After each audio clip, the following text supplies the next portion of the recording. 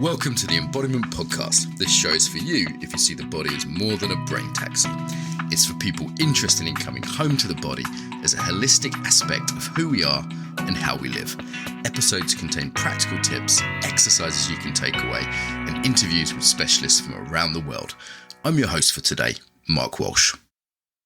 Okay, this is the second of the plague dialogues, we're calling them.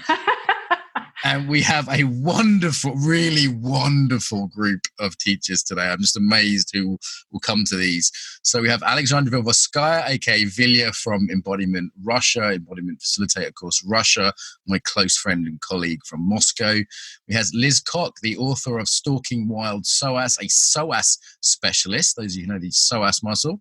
We have Philip Shepherd, so author of Radical Wholeness and coming from a background in acting, interested in the environment and embodiment. So I'm sure we'll talk about that.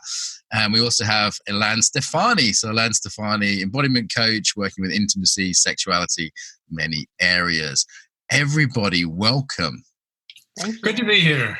So we have USA, Germany, Canada, and Moscow. Wow, we're really going across. And we did one of these yesterday. Alarm was on it and some other people. We talked about the viral crisis, the corona crisis. Today is, let me get the date right. We are on Monday, the 23rd of March. This will probably be out about a week later. So this is moving pretty quick. So I want to sort of say where we are kind of date-wise. We talked about trauma responses. We talked about safety and self-regulation, all the ways people are handling the fight-flight response now. We talked about local community and global community. We talked about increases in generosity as well as increases in greed. We talked about the existential death meditation that is this crisis. And we talked about touch and how it's impacting people's relationship to touch. So I just want to put it out there. Does anyone want to speak on any of those topics as a starting point? Go for it. Anyone at all? Let's go the order we started in. So Vilya, do you want to speak about any of those? Well, I'm traveling for several weeks before I came here to Moscow, and I saw a lot of people from different countries in different places, and it was very curious for me to see how different they react on the situation. Mm-hmm. So it's about stress response, it's about uncertainty, it's about connection and disconnection. And what I found, what I feel right now, that we have a chance to feel our life and our world as connected and global. Mm-hmm. Mm-hmm. So, and I really inspiring how we can find connection above all borders. Through the borders, even especially when they closed, in fact. Interesting. Okay. Keep this connection. And I see the difference between people from different cultures and different places. Some of them they feel this situation and they feel they do this connection in their bodies. And I saw it a lot in airports, in Asia, where people stuck in where they are and don't know if they have a chance to return home, and they do this connection. They talk to each other. They smile. They laugh, make jokes, support. And I saw a lot of people in this feeling like, oh, it's not my business. I'm not in this situation, like what's going on.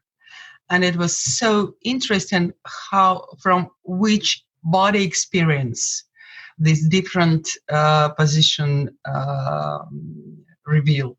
So beautiful. How it happens. Okay, we might come back to culture. I know that's one of our favourite topics, Vilya, culture and trauma and stress. So Liz, any jumping points for you here?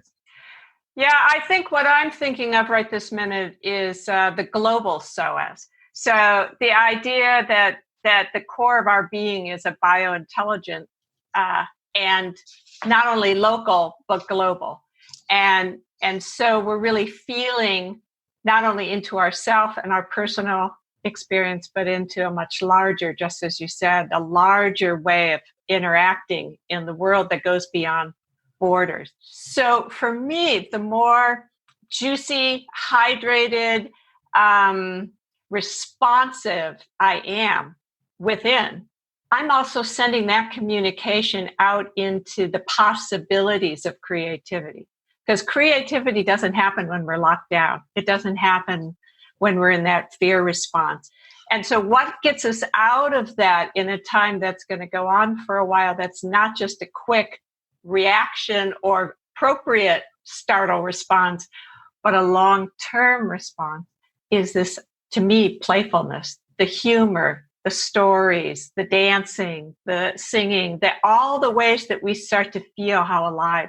The fact that it's springtime, at least where I am, and what that all means in terms of restorative rejuvenation within ourselves. So it's an eco response. Right. I'm going to jump in there. Thank you, Liz. And ecological response, the global psoas. On our last one of these, we talked about stress getting in the way of creative response and the leadership of self-regulation. So this is another theme we can continue. Philip.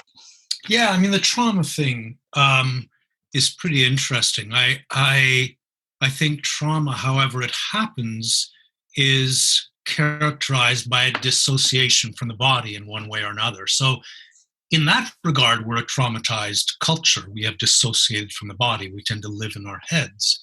And in a time of stress, it seems to me that the more fractured we are, the more self-conflict we experience within ourselves, the less coherent our energy is. And, in nature, any system that is incoherence is highly resistant to disturbances from the outside, and any system that is incoherent is highly susceptible. So, in a way, it's a call back to coherence.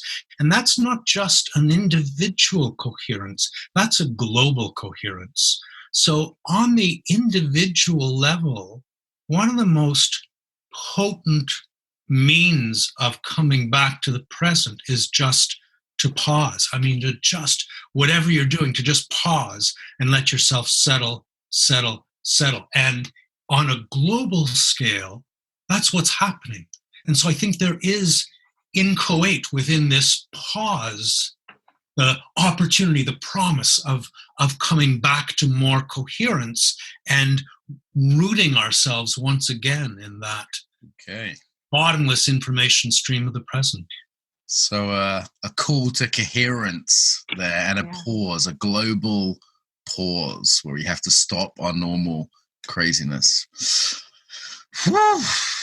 Maybe a quick pause together before Ilan. Ilan Stephani, any thoughts after our juicy, awesome dialogue last night with Rafe and Ray Johnson? I can possibly decide. I want to jump on everything that you share. For example, what you say is about the global psoas, and me talking a lot in terms of nervous system and trauma response. There is this global nervous system, and to some extent, we always knew.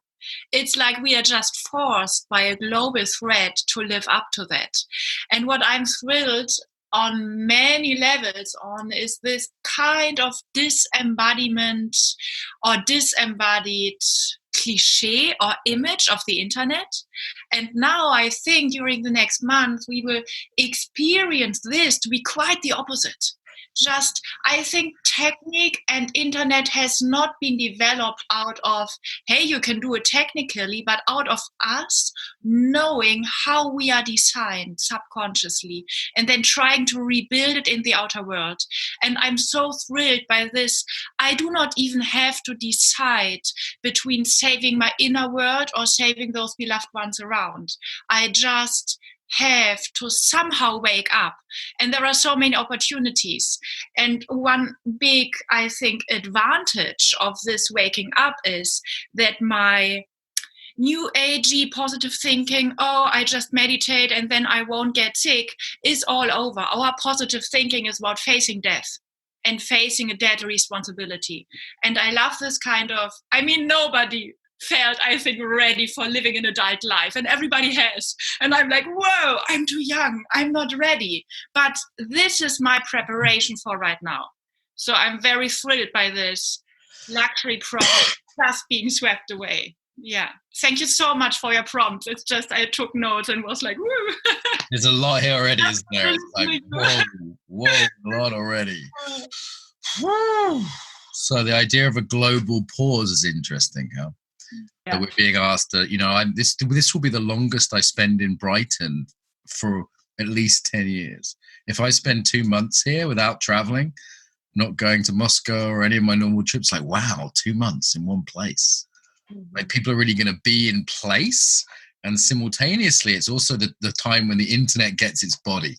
This is how I look at it. It's like the internet gets its body and its community. So on the one hand, we're all more in place than most modern people are. No flying around, staying in one locale, walking to the park, walking to one shop, being with my wife. And on the other hand, the internet is coming of age in a way where we're developing real connection, real conversation, and I think embodiment online for the first time. Every yoga teacher in the world just went online. Every single one. That's hundreds of thousands of yoga teachers. Any thoughts on either of those topics? Anyone? Just give me a wave, pop. Well, I like the idea of pause because to me, as we are fluid bodies and the earth is a fluid body, and the internet is a fluid body, and you can press pause on the internet, which is great, is this idea of the wave. And in the wave, when we have this undulation, it is the dropping in that allows the wave to be not a line, but a wave. And so this interval is the pause. And intervals are all about musical notes, for example. The notes don't make the music. It's the pause that makes the rhythm and the sense of music. So I think this ability to take pauses and to actually consciously do it is a great idea.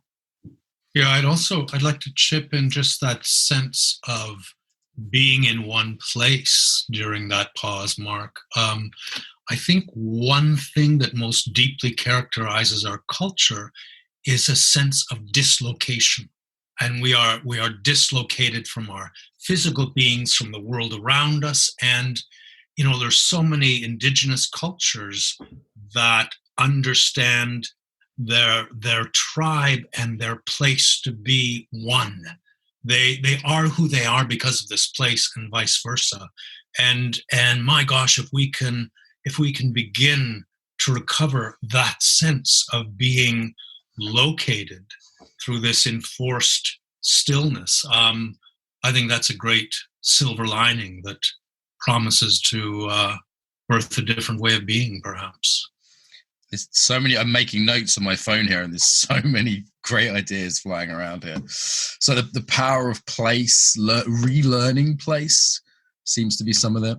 Philip, as well, like, you have an environmental aspect on a lot of what you do, and there's been kind of a narrative almost like the revenge of Gaia. And part of this to me seems like a kind of attempt at sense making a little bit early.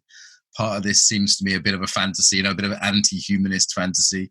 And others parts of it, I go, okay, there's something grounded in that. Like if we look at the Chinese food markets where this came out of, if we look at how we live in terms of how we travel and how we live crammed together in cities, Moscow, 15 million people, Alexander. A bug can go around that like wildfire. Though I did hear Putin put bears on the street to stop people going out. That's not true. There's a myth that foreigners think there's bears on the streets in Russia. So maybe if anyone has any thoughts about sort of like nature's kickback, or there's a few directions around this. Well, I'd love to kick in just briefly, if I may. What thwarts our attempts to come to terms with our effect on the delicate ecosystems of the planet are the need for business as usual, the sense of all being in it for ourselves, and the inability to feel. So the last one, Greta Thunberg doesn't have any more information than any of us have. It's her ability to feel that is precipitating, rippling out from her and changing the world. And as long as we are incapable of feeling, we'll be incapable of change. And I think business as usual, well, you know what? That's gone. And that was a house of cards. And something else is needed. Because there's just no going back to the machinery that drives us forward, and to have an economy posited for its health on unlimited growth is untenable. So I think, there's a chance to sort of check in with that driving necessity for more that can only have one outcome in terms of our planetary health. I love so much this pausing, and also relate deeply to, okay, I crave for pausing and for regeneration, and I don't learn it voluntarily. Game over, period. I have to be forced. We don't learn anything voluntarily, do we, Ilan? Nothing until we're forced at gunpoint. In the sad chapter, but exactly, it's like no matter how much I suffer from my fragmentation and my culture, I want it to be exactly that way. And when I challenge language for a moment, there is something around this pause that is, yes, there is a pause, or maybe even a dying of the inefficient loop of hyperactivity. But there is something way more essential, or like way more meaningful in our action that takes place. So there is, on the other hand, it is a pause, but it's also me falling back into some kind of efficiency around caring, efficiency around breathing, efficiency around sleeping. So I love the kind of, yes, parts of the world, the superficial world is more in a pause mode, and something in the deep is recovering its sense and its sensory system and its kind of connectedness. Mm-hmm. So I love this also high-speed transformation, but it will only take place when we agree to not being important with our business as usual. Just a quick note on high speed. I've been often told by foreign listeners to speak a bit slower. So I want to put that out to all of us. William might need a pause before being able to come into the conversation as well. So for the sake of all our German, Swedish, Russian, etc. listeners.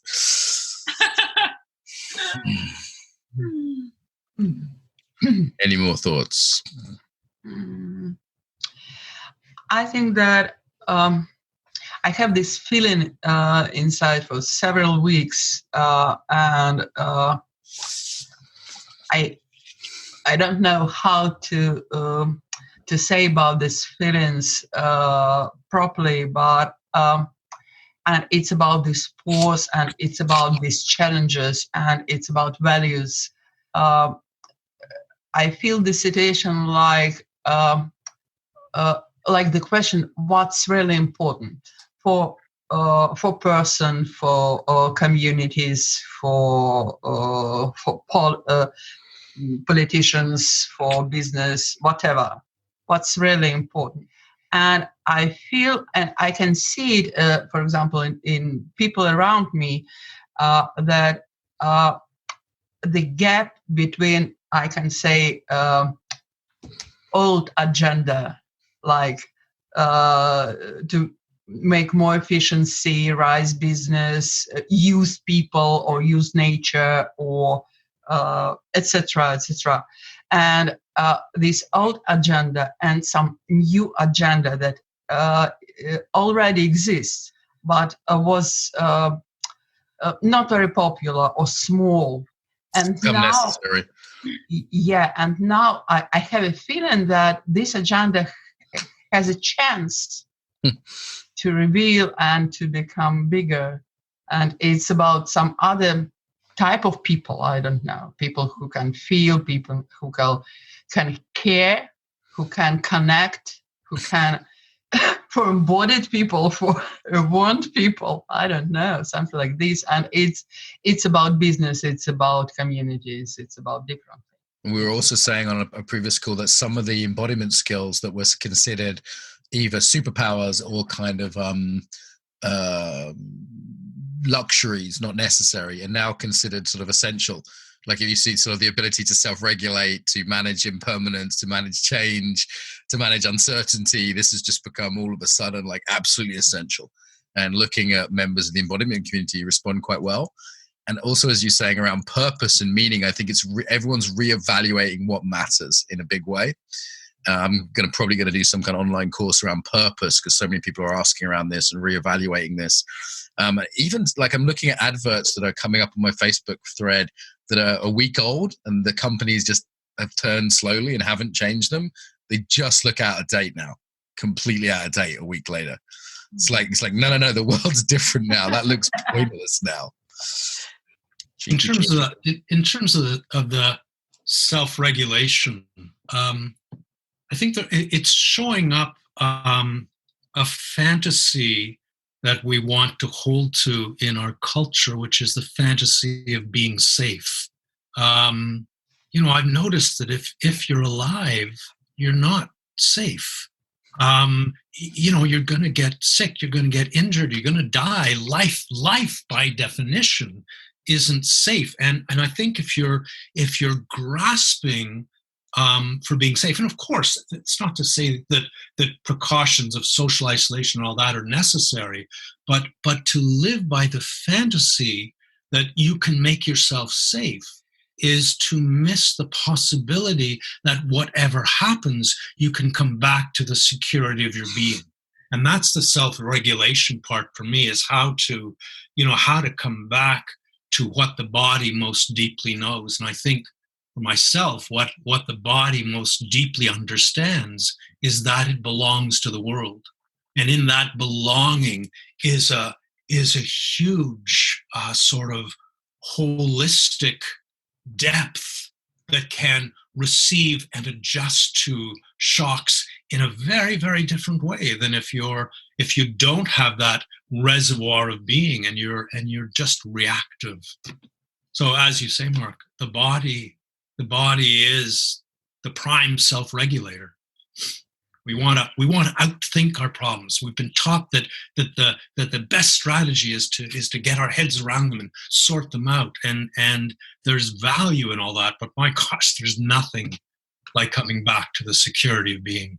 Liz, anything you want to add? Yeah, I do, because to me, how you get there, how you start not being disassociated, how you actually connect to the wisdom, the biointelligence of life itself, is through movement. Very, very subtle, that pause, that taking time to actually turn towards the sensations you're having and experience them. That's the beginning of changing tissue. And when we change tissue, we change thoughts, because our brain is tissue. It's part of the biological world. So you're seeing the construct that limits us. And some of that is the rigidity in our own tissue. So this is a great time to what I call going into primal movement, which is like fetal curl, just taking time to go into fetal curl, maybe first thing in the morning, and let yourself unravel or unfold out of that the same way everything in nature is unfolding all the time and infolding. We're returning, and then we find a place of we don't do it, it comes out of us. So that's where I see that beautiful connection between the biointelligence of the earth and literally the tissue of my being. Thank you. Maybe we'll talk practices for a little bit then. Ilan was talking about shaking as a practice the last time, and we're actually, Vilja and I and another colleague are doing a whole episode on kind of practices, but let's preempt that. What might be some useful, so we're not just philosophical here today, what might be some super useful practical practices for listeners out there now who are, maybe lost some money, maybe worried about loved ones, maybe ill themselves. So what do people want to offer? I might talk about the returning to fetal curl. Excuse me. The returning to fetal curl is the first step, because the falling in, the collapse, the pause, all of that is the beginning. It's always the beginning. The embryological expression of our being is the primitive C. So when we take the actual spine into the primitive C, which seems incredibly simple, we've all been there. We've all been an embryo. We are embryos. All of a sudden, the intelligence of the organism starts to come online, so to speak, starts to wake up, starts to find its expression through you, so that is a very good place to begin. Anyone else got a practice they could offer out to people right now? Obviously, I did a whole video on resilience tips and meditation and immune system building things people can find on YouTube. I did a special meditation around the corona. Every time I cough, I view it as a kind of ill health leaving my body. That's my coughing meditation. And also, I every time I hear a cough or see something that reminds me of the virus, I notice the contraction in my body and soften and open into that, so as not to be coming from fear, even when I'm being cautious. I love this starting where we were started in this embryonic curve of the spine, and I'm doing it like right now, and it really feels like medicine. And there is something before the conditioning that safety is out there by me staring and having everything under control. My eyes can somehow look inside, or I open my eyes, but it's more, for example, with me in this moment, the screen is looking at me. So I'm offering my eyes to being seen by the world. Instead of I'm offering my eyes and like, okay, who has here corona and who is too close to me? And there is something of me becoming a receptive being for the outer world. And it's, again, I'm fascinated by we are forced to surrender. We are forced to receive the next information. In this unsafe time, we can experience the security of belonging and aliveness that was designed in crisis. So just like in addition, and also your terminology of fluidity of the body inside and in the world around, there is something so fluid and so deeply connected to the pelvic floor of my eyes. So there is something of this wave back into my body and down into the earth. So I love that. And I want to somehow invite us to do it when we want to do it the least, because this is when I'm so deeply in my conditioning that I'm like, whoa, who will save me? Oh, life inside. Mm-hmm. I might speak to a breath practice. We're such a top-down culture that we've turned breathing into a top-down operation, and it's we sit in our heads and observe the breath, and we push the breath deeply into the body. It is such a different practice to feel the pelvic floor supporting the out-breath and then releasing to the in-breath. So the in-breath isn't muscle. The in-breath happens in response to a release, and then the pelvic floor drops to welcome the in-breath, and it releases to the out-breath. And that quality of releasing to the breath with the pelvic floor invites the body to release to each breath. And then how to recognize the extent to which your identity is still held in the face. So me, that the energy of me is felt up in here, and then just to disengage the facial muscles and allow the face to droop like a mask and take that energy of me down through the body and find that resting place on the pelvic floor, so that the identity is now between you and the breath. You are the breath. The breathing is you, and it changes everything. But we're so caught in our faces, in our presentation to the world, that our experience of ourselves is diminished by that barb. I always find your voice slightly hypnotic, Philip. Beautiful and hypnotic. I hope you're really could listen to your voice all day. So what else? Really, I'm kind of curious how things are in Russia. I've got a lot of friends in Germany I've heard from, United States. What's the kind of situation there now? As we're not locked, at least today, especially in Moscow, it's like, okay, something happens. We have some problems. We have some virus. People died. It's bad. It's sad. But It's feeling like it's not the same for Moscow because it's more modern, more international city. But in other cities, more like, okay, it's not our business. Mm-hmm. We have some problems. We have some troubles, a lot of problems in business, for example, because they stopped. We have some problem with our jobs. We have some problem with, I don't know, with toilet paper or whatever. Yeah. And that's the problem. Quick break to tell you about our program. So as well as the podcast, we have various kinds of online training. So we have the Embodied Yoga Principles online training, as well as in-person training. Embodied Yoga Principles for yogis who want to get yoga off the mat, specialize in the psychology of yoga, unique postures. It's a 5-day training. We have one in Brighton, one in Berlin, and one in Austin, Texas. So if you go to Embodied Yoga Principles, you can find them. Also the online version of the training for people who can't make those dates. Excellent courses. The Embodied Yoga Principles training for the yogis. For the coaches and facilitators, we have the Embodied Facilitator course. This is our flagship course. We offer it in Moscow, also in the UK.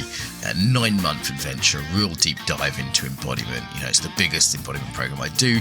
It could be like movement people who want to work in business more. We have people like dancers and martial arts teachers come to learn more about working in mainstream settings, but also for coaches and trainers who want something really well structured, who want to work on themselves, want to learn practical tools, learn how to work with the body in facilitation. If you can't make EFC, and it is a big ask, there's an online course we run called the Foundations of Embodiment Certification. So if you go to Embodied Facilitator, you'll find the in-person and then --FEC, F-E-C, F for Freddy, E-C for Charlie, FEC, you'll come out with the Foundations of Embodiment Certification, and also do one-day events all around the world. So I'm just about to do a tour to Slovenia, Berlin, Copenhagen, Brussels, Amsterdam, and Brighton. The Brighton one is £10, which is like $15. So if you're coming from abroad, that could make that affordable. The Brighton one's always like a really big fun one, so that's coming up. Again, go to the Embodied Facilitator course to see all of these events. And we have a little online evening as well. If people just want a taster, again, that's £10. That's a 3-hour thing coming up as well. Embodiedfacilitator.com, embodiedfacilitator.com, and you'll find all those events or Embodied Yoga Principles for the yoga ones. Okay, so that's the stuff that I sell. Oh, and the book, the Embodiment book. If you want to get my book and learn about embodiment through reading, you can also get the Embodiment book available at Amazon and no good bookstores. So, there we go. Excuse the interruption, and back to the episode. Okay, the secondary thing. I've been looking at this almost like stages of grieving. So while we've been talking about the opportunity and the potential consciousness shift of humanity, an opportunity, there's also a grieving, like people are letting go of their old lives. And sometimes it's denial that's just up front, Yeah. And then I see like a hyperactivity or a fight flight. And then the financial side where people go, okay, I'm going to survive, I think, but what about my money? What about my business? And then some kind of bargaining, kind of almost like the Kubler-Ross stages of dying. The grieving kind of process I'm seeing at work, and different people in different countries are at different stages. It was like I definitely was seeing a lot of people in pure denial in the park yesterday, having beers with their friends. I was like, guys, the NHS were mailing me saying, Mark, you've really got to help us here. Like, get some memes out, get the word out. This is a crap thing to do. And it was like, okay, we need to move them from denial maybe to fear, and out of fear, okay, how do we go from there? There seems to be different stages. The other thing I'm curious about is like cultural stuff around this, because society's culture is having a huge impact on the rates of spread. And also I would guess like cultural trauma. We've got Germany, which for a while was a totalitarian country, reacting. Spain and Italy the same. Russia with your kind of trauma history there. Most of the United States, very little trauma in recent years, except for New York, say, which had 9/11 on its there. So I think, anyone got any thoughts on either of those things, either the sort of stages of grief or on the cultural aspects? Well, as an American, I will say that our culture's trauma is not what happened. I mean, it is what's happened in this country, how we came to this country and what we did to the indigenous people here. But it's also what we brought from Europe. And what we brought from Europe is the frozen spine. It is what we think of as the core that's strengthened, the power of core. And when 9/11 happened, what happened to people's bodies was for the first time they started developing their abdominals, not just a few people in the fitness world, but everybody, every magazine had, how do we feel safe? So that's that piece of frozenness that we carry within us of a lineage, that we all came here and many never looked back. We came here for a reason, and we never looked back. We didn't want to look back. And now we're starting to turn into that dynamic of looking back. And I want to bring back one thematic piece, because I think, Philip, you brought in a beautiful piece with breath. I would include, when you're in the fetal curl, the softening of the eyes. That's beautiful, like the turning inward. And the long exhale. It can be a shh, which is both for your liver as well as for your breath. It's something we're all familiar with, is that sound of comfort, but not to do it as comfort, but to do it as the longest exhale you can, because when you really get to the bottom of it, you come to a still point. That is a pause between inhaling and exhaling. So there's the ability to totally release that. And the languaging I use are diaphragms, not floors, because we're not a structure. And so the diaphragms begin more like jellyfish. They start to move. The tissue of your being, including the diaphragm in your skull, begins to move. And that is the beginning of something possibly new. That's absolutely beautiful, Liz. I speak of it as the pelvic floor because so many people don't understand that it is a diaphragm. Yeah. But what that brings to mind for me is the frozen spine leads to an immobilized pelvic floor or pelvic diaphragm. Yeah. And I encounter that in so many people in my work. It doesn't move. And so there's stasis in that whole lower part of the body, which leads to a diminished sense of your own being. Yes.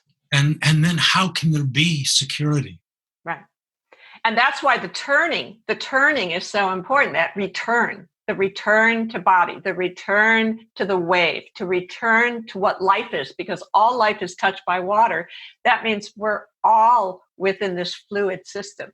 And so when we're stopping frozen, one of the ways to stop freezing is that softening of the eyes. That's a huge piece, because the softening of the eye, symbolically, every way you want to think about it, the it's softening a nice of pun. the eye, yes, takes us deeper within this body of life.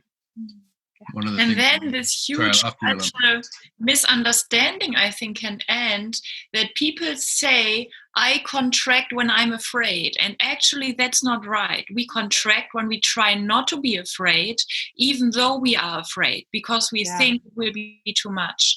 So the moment we are just afraid, this is designed through millions of years in order to make us so present, so much embodied, so much grounded to what really matters, so aware of everything that is truly alive and worth to be protected. So I would love us on a global and individual level wake up to, wow, the more I'm afraid, the more I'm here, the more I am connected. And it is my frozenness that is quite the opposite. And I mix it up because I never was allowed to tap into the life force of fear. So this can my fear be an ocean of life force? Can it be an ocean of energy? And that is really this wave that is too much for me, because I was never designed to be more than life. I mean, what a ridiculous idea. Ilan, do you have anything on the... It's not me having a life. Whoa, it's life having me. Yes, exactly. Ilan, do you have anything on the cultural side to add as well? From my side, because so many of the speakers out there are from North America. It's just we've got a bit more of a mix here today. So, I mean, we are very polite, and so we are good in distancing from each other. quite depressed, I realized secretly, everybody becomes more attractive because I'm not allowed to touch him or her. It's like, that's interesting. A bit more mysterious. It's like, ooh, hey, whoa, who knows?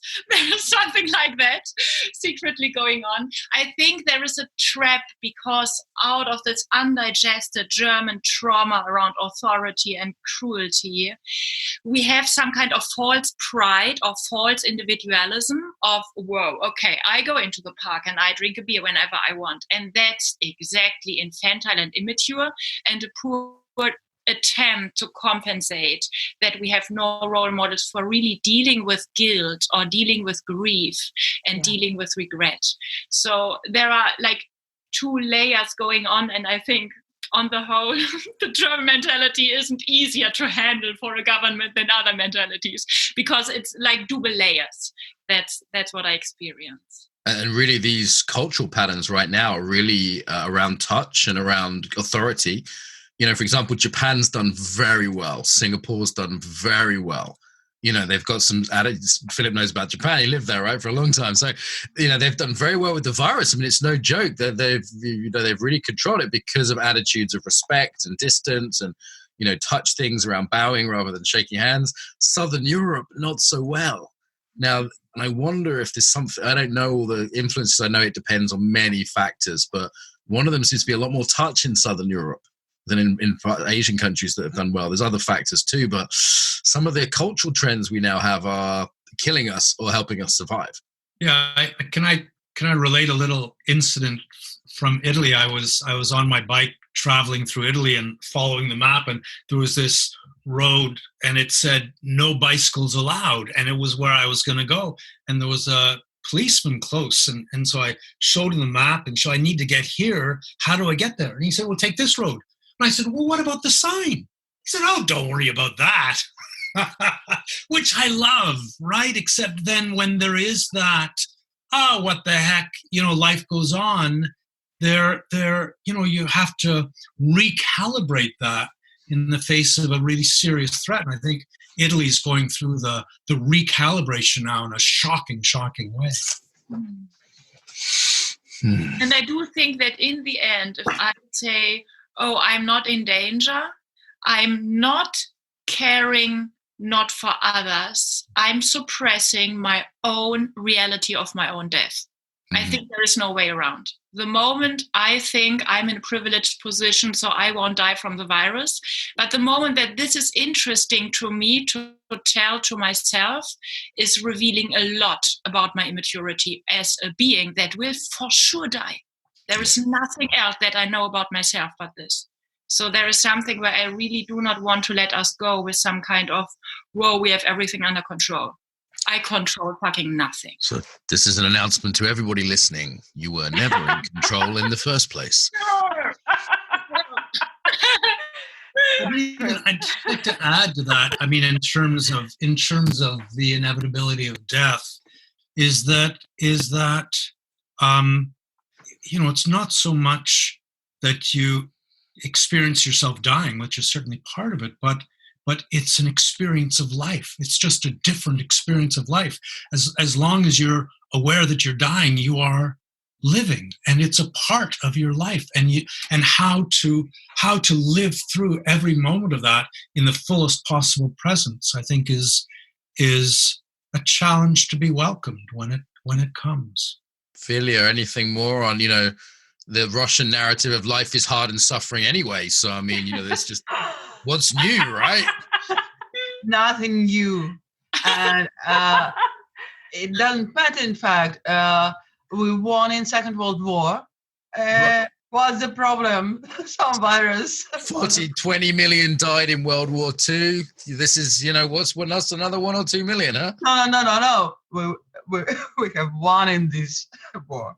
So is there like a confidence of like, we know war, we know suffering, we've won before, this is just another thing? No, we're strong enough, and fear is not impossible at all. It's not for us, so it's a lot of denying here. And so it doesn't matter. virus. It's interesting, the shadow. I'm aware that we have most of the major belligerents of World War II here. If I'd only invited a Japanese friend to come and help. And, in terms of our nationalities, I'm wondering if the shadow of kind of ancestral trauma, ancestral resilience, I've heard New Yorkers say, hey, we did 9/11. This is nothing. We can handle this. Excuse my New York accent. And a little Brooklyn accent there. Was it? I was trying to. I'm not that great at acting, but there's a resilience to certain cultures. There's a way in which we can handle this. Whereas I'm seeing other people this is totally new to us. I was in California and they were like, we've had comfortable, nice lives the entire time. I was in Marin County. They were freaking the fuck out. I want, so I know we can't talk about the United States as different parts. That's why I'm bringing it. That's right. That's right. We're different countries here, actually. Every state is a different state. They come to Europe. No, they're not that different, but yeah, there are differences. But yes. But anyone else on the sort of who's prepared, who's not? Well, part of that's the consciousness piece, right? If you're conscious, then, you're not going to fucking die. You're going to transcend. And that's the point of being in California. Is, Timothy Leary said there's no place to go from California but up. Right. The west. So it's the ascension. So now all of a sudden they have to, and I love Californians. I lived there for 38 years. So, I kind of feel like I can make fun of them. But, there is that part of whoa, wait a minute, can't we handle this? Or can't all that we know about health handle this? So I think there's that, New Yorkers, yes, they're compact together. And so they're like, okay, how do we do this? Because, there's a lot of people on that island. Listen, if people think there's nothing funny in this, just to be clear, huge compassion to people suffering, was crying last night talking to doctors from the NHS, literally in tears. And if you think there's nothing funny in this, you haven't seen panic buying in Whole Foods, okay? Have I got enough granola? Have I got enough organic kale? Got to stock up.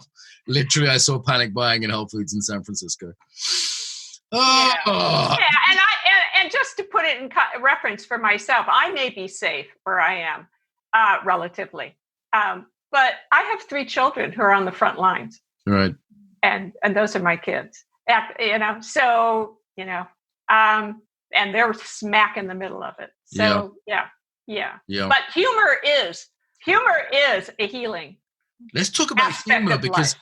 This dialogue and the last one as well, right, Ilan? It was fun.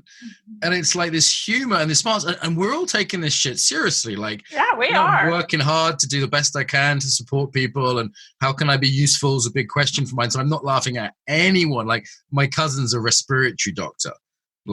She's at risk, that's high risk job right now. So Louise, if you're out there, we love you. Stay safe. And yet this humor. Right? In all of this, there's humor. Yeah. Yeah, I think it's very healing. I think laughing literally is very healing. If that doesn't move your diaphragms, a good belly laugh, I don't know what else can. Okay.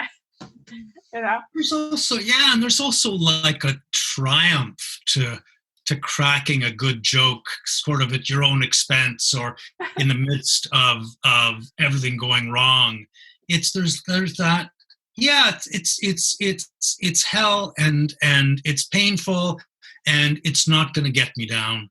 It's not going to beat me. And I think of The Birth of Tragedy by Nietzsche, in which he talked about the nature of the hero, the protagonist in a play, and he talked about the necessary ingredient of lightheartedness. Mm-hmm. That the protagonist needs and you realize, if Oedipus had gone, oh, poor me, this is horrible, it wouldn't have been a tragedy. It would have been a melodrama. But no, he was open and moved forward with it. And that it's always stayed with me, that quality of lightheartedness as an essential ingredient to tragedy. Mm-hmm. Vilja, I know you'd love Philip. He can drop you some Nietzsche, some Greek stuff, some classy references. I know you love your Russian literature too. What about the hero myth? Because right now there's you mentioned this briefly, Philip, the possibility for heroics. It kind of feels like a Odyssean time, doesn't it? We're descending into the underworld of chaos. Yeah, we're out of the normal realm into the dark depths of transformation and risk at the same time. There's a heroic quality. Like, I was talking to these doctors last night, and I was like, wow, they're like Spartans. You know, they're going to the front lines to face an army of death. And there's a heroic, I'm shivering as I talk about them. You know, I was like, how can I help you guys?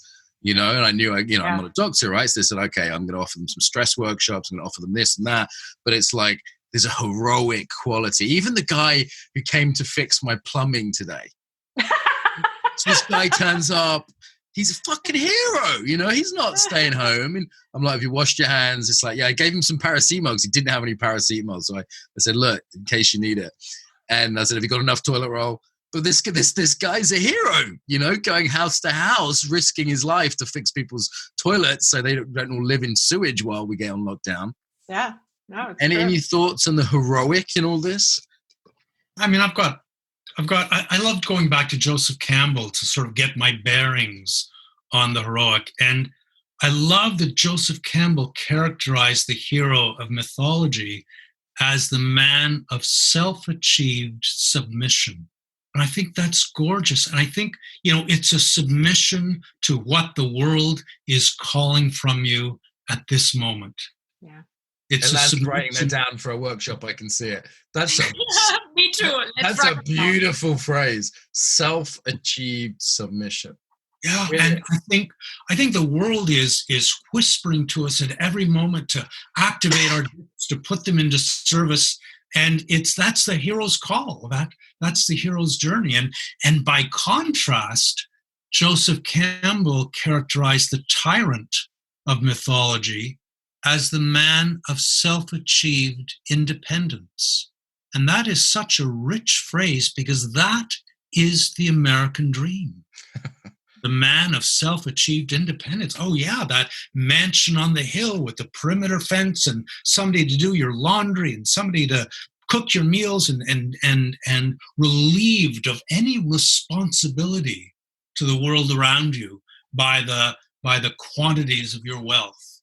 And so, you know, we not just America, but Western culture is kind of hooked by this tug towards the fantasy of self-achieved independence, and that's the urge to safety, right? As opposed to security. The hero comes back to security. The tyrant seeks to build a construct of safety and control.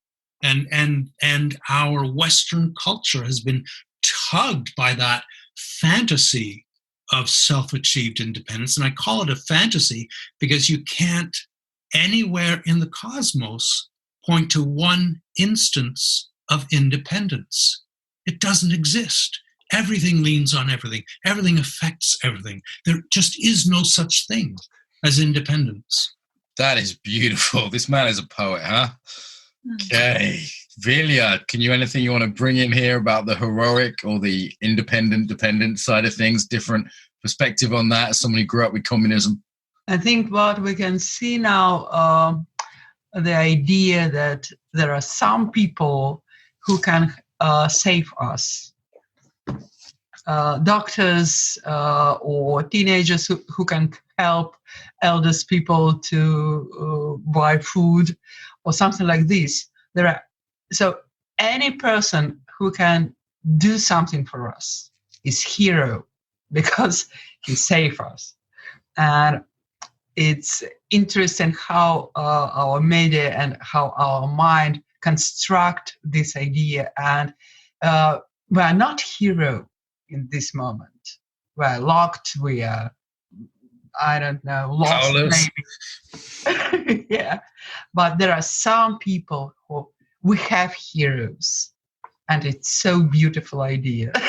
It's so therapeutical in some sense. Russians love that romantic notion of the hero. You know, so when I got married to a Ukrainian, someone said, "You do realize she will make you her hero now." And I laughed, and they went, "No, really. There's a beauty in it. There's a sort of lack of cynicism around this, isn't there, in the Russian culture, which I find lovely." I want to add a very unromantic layer of that, maybe, that everybody is so invited, just in a very real way, to self-achieve this amount of submission that we are somehow asked to bring to the table. And there I see this connection to humor, because I think our conditioning is about what's so funny. But the better question is, when did we unlearn to experience life as a cosmic, brilliant joke, full of depth, full of danger, and even more full of aliveness and ecstasy? And there is something on so many layers, unlearning busyness, unlearning hyperactivity, unlearning the non-humor, and especially in Germany, hello, we deeply unlearned thinking that life would be about fun. And I think we realize somehow now we have to unlearn being so important that it kills our humor. Because in this moment, I can go to the street and not touch somebody else in order to be safe with my own life. But to be serious, it's more about the other ones. So I'm not important. And the moment I go into submission of me as an I, as Ilan, not being important, but being of service to my interdependence with everything around, humor just recovers, because humor never needed the special occasion in order to come up. It's ridiculous. We are lighthearted beings when we are born. Liz, anything you want to add there? Well, life is quite a joke, and life is the game that must be played. So it's a play. It's a play. And when we're locked down, we're not playing. So finding ways to play, finding ways to connect with people, finding ways to laugh, to sing, to play. Play is the creative, and play is the parasympathetic. So it takes us into the ability to restore, to regenerate, to stay healthy. Yeah, I once heard play described as the opposite of fight or flight. What's the opposite of fight flight? Someone said rest and digest. Some people say connection. Play, I think, has a gooder case as any. That's right. Animals who are in fight or flight are not playing. You can't play in a sympathetic response or a frozen state. You can only play. You only heal in the parasympathetic response. So digestion, sleep, play, lovemaking, all of those happen in the parasympathetic. So you can enter that consciously by finding ways of playing. And play isn't a game that you win or lose. Play is spontaneous. It's what puppies do. It's what babies do. It's what life does. The river bubbles and meanders and floods and plays its way to the ocean. Nature is endlessly at play, not with any destination in mind. It's just at play. And yeah. I love what Donald Winnicott said about play. Child psychiatrist from Britain, and he said, only in play is the whole of the personality present. I think that's gorgeous to understand that in play, all of you is welcome, and the whole of you is there and engaged. And it's what that lightheartedness of the hero. It's what carries him forward or her forward. Is that openness to this game of life, this play of nature, this endless evolution. Feel like we're on the beginning of the sort of downward return home, shall we say here? Wondering if we take a pause and just reflect for a moment. Like, is there any kind of big takeaways here, light bulbs for us, things we'd like listeners to take away? We've covered a lot, haven't we? I've been making notes here. We've covered the global psoas, the pause, maturing of the internet, the power of place, forced learning, the end of more, meaning, practices, cultural trauma, breathing, diaphragms, death, humor, heroics. We've covered a lot of ground. And a thing that's really stood out as a sort of like, I want to say one more thing about that, or I want to recap that. I want to say something about the term lockdown, because we were very afraid of, oh my God, we will be locked down in our houses. And when you, Liz, talked about it, the question, if I feel locked down, is never due to circumstances, politics, or coronavirus. It's to me staying in my body, which is continual movement. any way. It's not possible in another way. So there is something beautiful that the moment we are locked down, or might be locked down somewhere close in the future, and we can't go to work, and we can't go with our frozenness and busyness and importance, we might discover paradoxically, wow, I'm less locked down than ever before. And this is magic in the face of death. Nice. Beautiful. In that same spirit, I might just add that the joy of being isn't dependent on circumstance. It's not when things are going well, you can find the joy of being, and when they're not, it's not there. Being is being, and there's an inherent love of life that abides within each one of us, and that's what life celebrates, I think. And to know it's there, to come back to the body in such a way that you remember your being, you remember the present, you remember the gift of this unique experience of the present that no one else has ever had before you. And here you are. Yeah. Liz, anything you want to recap or add to that we've covered? I don't think so. I think it was well said. Julia, any light bulbs or standouts for you? You're good? Okay, we seem to be hitting a natural end here, which is an important thing, I think, to feel and recognize. What's naturally ending in our lives right now might be interesting. Okay, so this has been wonderful. Thanks, Mark, for making it happen. Wonderful dialogue. For listeners, hope you stay safe and well. Really wishing you well. Lots of good resources out there. We mentioned Rebel Media, some of the people that are on the real lead edge of thinking about this, people that I follow. They also got links on their page to all kinds of scientific resources and useful practical resources. Lots of community building going on. So to encourage people to look up their local groups of community and capacity building that's happening. That can only be a good thing. Even, if nothing else happens, you get to know your neighbors, right? That could be a good thing. We've done the embodiment circles. If you look up the embodiment circle on the internet, there's ways to connect online. We now have 84 of them in 19 languages happening every single week. They started today and they will continue throughout the entire period of this happening.